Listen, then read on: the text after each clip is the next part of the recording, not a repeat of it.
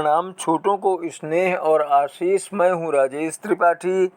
स्वागत है आपका मेरे चैनल धर्म दर्पण में। धर्म दर्पण में हम लोग विविध प्रकार के धार्मिक प्रसंगों को लेकर आपको कथाएं सुनाते हैं। आज का प्रसंग शिव जी को लेकर है। शिव जी मस्तक पर चंद्रमा क्यों धारण करते हैं, यह है वीडियो का शीर्षक। आपसे आग्रह है कि आप हमारे चैनल धर्म दर्पण को लाइक कर लें, पसंद कर लें इसे, और इसको सब्सक्राइब भी कर लें, और इसके वीडियो जो हैं अपने मित्रों में साझा करते चलें। शुरू करते हैं। शिव जी के मस्तक पर चंद्रमा धारण करने का रहस्य क्या है, इस पर। देवों के देव शिव को महादेव कहते हैं। आपने शंकर जी के हर चित्र में उनके सिर पर चंद्रमा को देखा होगा। अब प्रश्न यह उठता है कि आखिर शिव जी अपने सिर पर चंद्रमा को क्यों धारण करते हैं। आइए जानते हैं आखिर क्या है इसका कारण जिससे शिव जी को माथे पर चंद्रमा को धारण करना पड़ गया था। हिंदू धर्म में महादेव सर्वाधिक पूजनीय देवताओं में से एक हैं।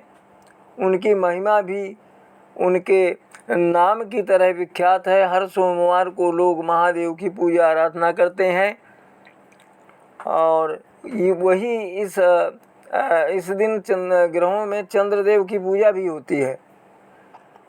आपने अक्सर भगवान शिव की हर प्रतिमा या चित्र में उनको अपने मस्तक पर चंद्रमा धारण किए हुए देखा होगा।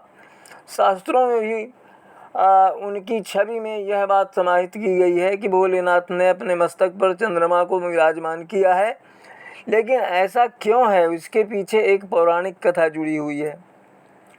चंद्रदेव को दक्ष प्रजापति ने दिया था श्राप। पौराणिक कथा के अनुसार एक समय की बात है जब दक्ष प्रजापति की 27 कन्याओं में से चंद्रदेव का विवाह हुआ था। दरअसल ये वही 27 कन्याएं हैं जिन्हें नक्षत्र कहा जाता है, जिसमें से वह सबसे ज़्यादा रोहिणी को पसंद करते थे।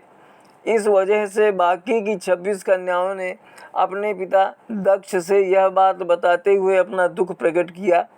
यह बात जानकर दक्ष प्रजापति के गुस्से का ठिकाना न रहा और उन्होंने चंद्रदेव को श्राप दे डाला। दक्ष प्रजापति ने अपना श्राप वापस नहीं लिया, और जिस कारण चंद्रदेव को क्षय रोग हो गया, और उसके कारण 16 कलाएँ धीरे धीरे खत्म होने लगी। भगवान शंकर के सिर पर चंद्रमा मुकुट की तरह सुशोभित हैं, जिस वजह से उन्हें सोम और चंद्रशेखर भी कहा गया है शिव को। साथ ही चंद्रमा को मन का कारक माना जाता है, और भोलेनाथ का मन उनके ही अधीन है। नारद जी ने जब चंद्रमा का दुख सुना तो उन्हें महादेव की स्तुति की सलाह दी। उन्हें भोलेनाथ की शरण में जाने का उपाय बताया। शिव स्तुति करने को कहा। चंद्रदेव ने वैसा ही किया जैसा नारद जी ने बताया था। चंद्रदेव की आराधना करने से महादेव प्रसन्न हुए और उनको प्रदोष काल के दौरान जीवित होने का वरदान देते हुए अपने मस्तक पर विराजित कर लिया। इस प्रकार वह पुनः नए जीवन को प्राप्त हुए और पूर्णिमा तक फिर से उदय होने लगे। इस प्रकार चंद्रदेव को शिव जी की कृपा प्राप्त हुई और दक्ष प्रजापति के श्राप से छुटकारा मिला। मान्यता है कि इस दिन भगवान शंकर और माता पार्वती का विवाह हुआ था। उस दिन को शिवरात्रि के नाम से जाना जाता है। महाशिवरात्रि का शाब्दिक अर्थ शिव की महान रात है। शिवरात्रि के पर्व को देश में बड़ी श्रद्धा और भक्ति से मनाया जाता है। उनके गले में सर्प क्यों है शिव के, ये भी एक रहस्य है। भगवान शिव गले में फूलों का या फिर किसी धातु की माला धारण नहीं करते। उन्होंने अपने गले में वासुकी नाग को धारण कर रखा है। ऐसा कहा जाता है कि यह भूत, वर्तमान और भविष्य का सूचक है। साथ ही इससे ये भी पता चलता है कि सभी तमोगुणी चीज़ें उनके अधीन हैं। शिव के तीसरी आँख, शिव के तीसरी आँख की बड़ी चर्चा है।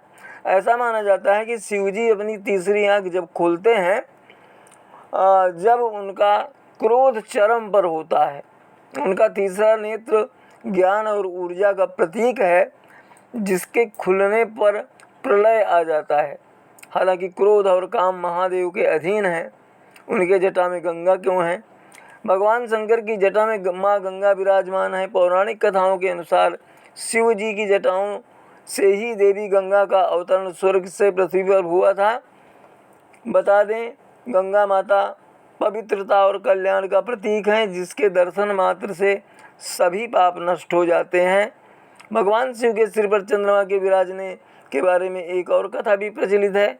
शिव पुराण के अनुसार समुद्र मंथन के समय जब विष निकला हलाहल, तो सृष्टि की रक्षा के लिए इसका पान स्वयं शिव ने किया।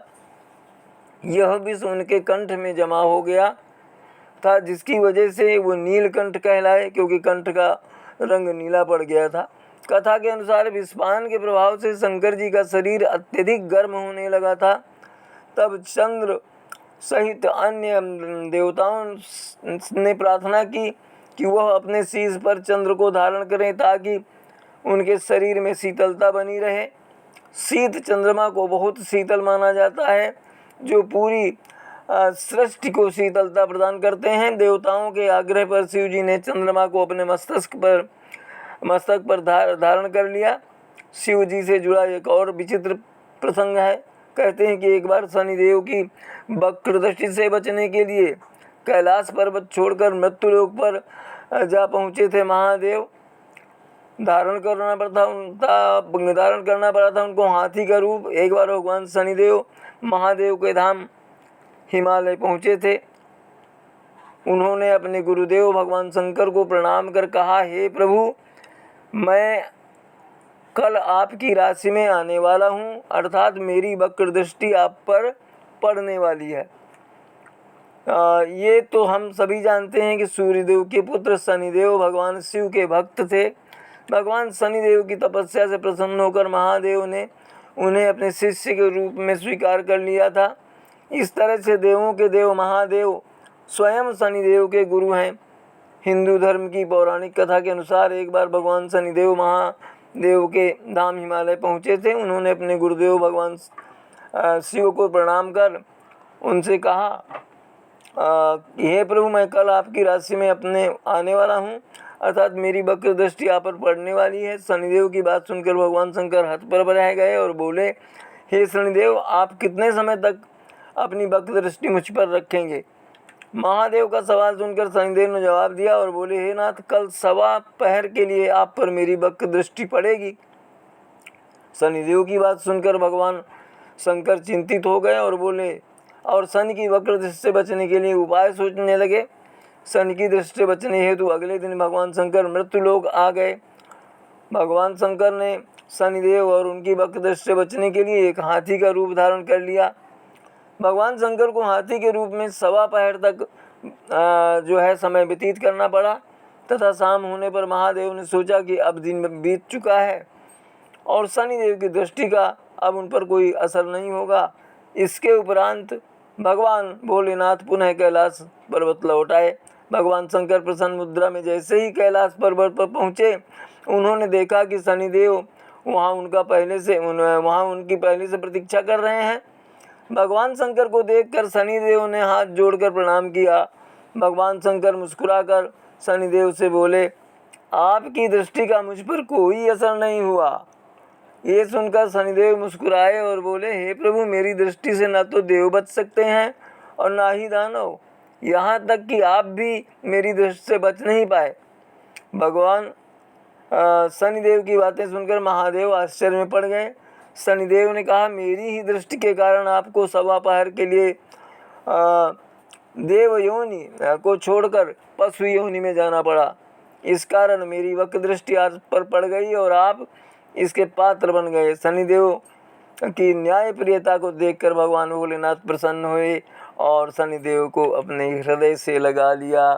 तो ये तो थी भगवान शंकर के मस्तक पर चंद्रमा धारण करने और उन पर शनिदेव की दृष्टि के प्रभाव की कथा। इसी तरह के अन्य धार्मिक प्रसंगों के वीडियो या राम कथा से जुड़े वीडियो या प्रेरणाप्रद वीडियो आप को हम अगले किसी उसमें देंगे, प्रस्तुत करेंगे आपके सामने। तब तक के लिए प्रणाम, नमस्कार। आप सपरिवार स्वस्थ, आनंद और सुरक्षित रहें, यही हमारी कामना है। और आज यहीं तक मिलते हैं अगले किसी वीडियो में। तब तक के लिए प्रणाम, नमस्कार।